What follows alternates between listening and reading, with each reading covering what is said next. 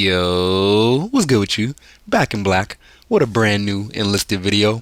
Before I get into it, if you guys are new to the channel and you guys enjoy shooting games, don't forget, or rather not don't forget, consider dropping a like and consider subscribing. I post videos weekly trying to keep you guys entertained with new tips and tricks. Moving onward to the next subject.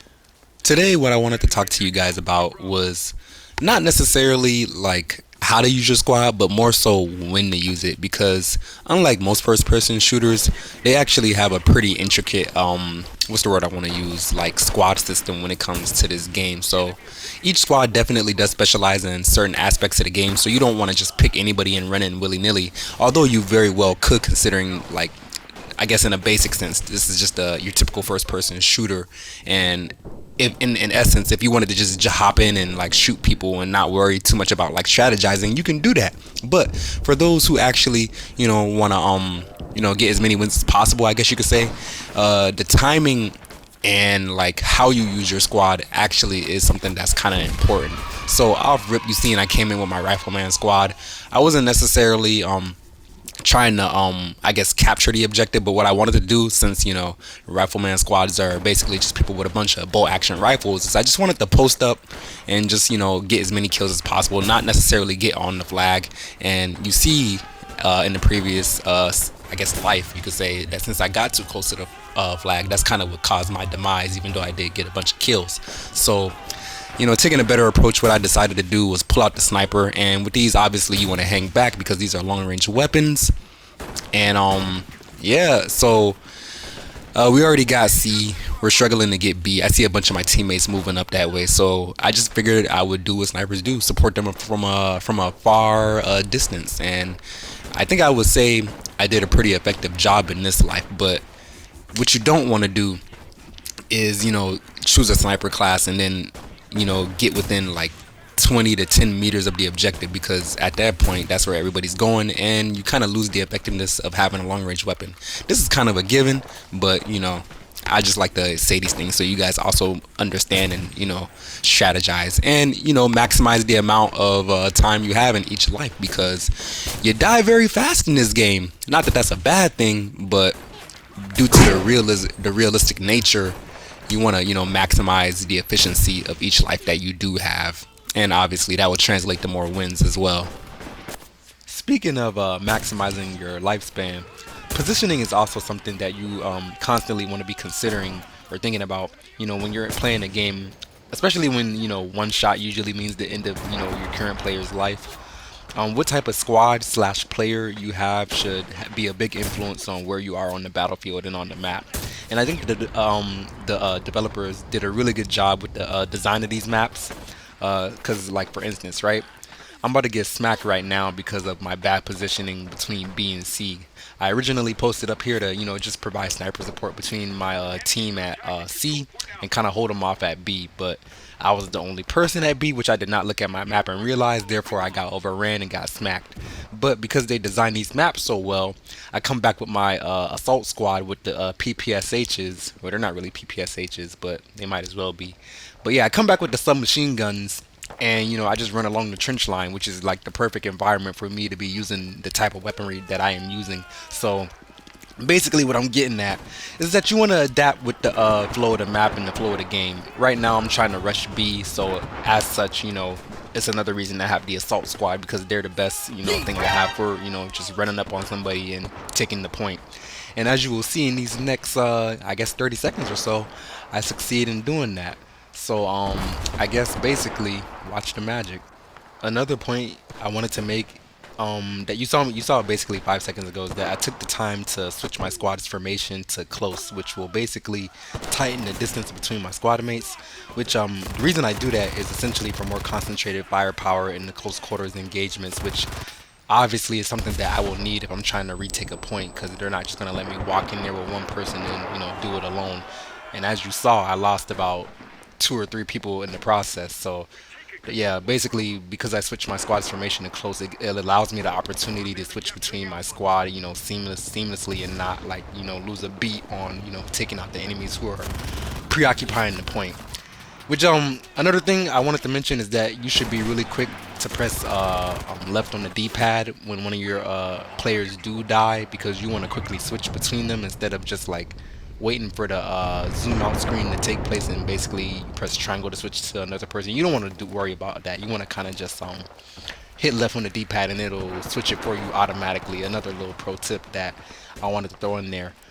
From this point, you saw me switch to the engineer squad, and what I was going for at this moment in time is to basically set up a rally point perpendicular to the B flag. So I noticed that my team wasn't really pushing up with me when I went to take the B flag back.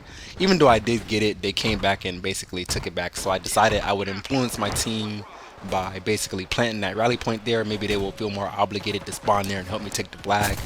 And kind of from that point, I kind of just post up and start picking people off the flag. But as you see, I get outflanked by the enemy. Like I said, seamless transition to another player. You kind of want to just, keep your head on the swivel with that kind of stuff. That way you won't get your entire squad wiped out in a matter of a couple of seconds. Because what people like to do is they'll pop one of your players and then they can just pop them on back to back because they're so closely located together. Which brings me to, or I guess I'm revisiting a point that I kind of previously made for a rifleman squad formation. You should probably switch your squad's formation to either standard or wide. This will spread them out a little bit more, which will give you a chance to actually react in like open field engagements where if you get popped by a sniper or one rifleman on the other team, you can switch to another one without dying automatically again because they were so located so close together, which makes them easy back-to-back targets. So yeah, as you saw, the rally point obviously did at least have some kind of good effect. We have B and C and we're pushing them back very far into the back of their spawn at A. And I'm still dealing with this guy who's outmaneuvering me on my left flank, but it's all good because this is basically where I can I can spawn on the rally point that I made previously, but this time I got my sniper squad, which makes it even easier for me to sit back and just pick people off the point and defend B easier. And as you can, if you look up at the score, you can see the match is already kind of decided at this point because of the tactician, or not even tacticians, but the tactics that I have employed this match.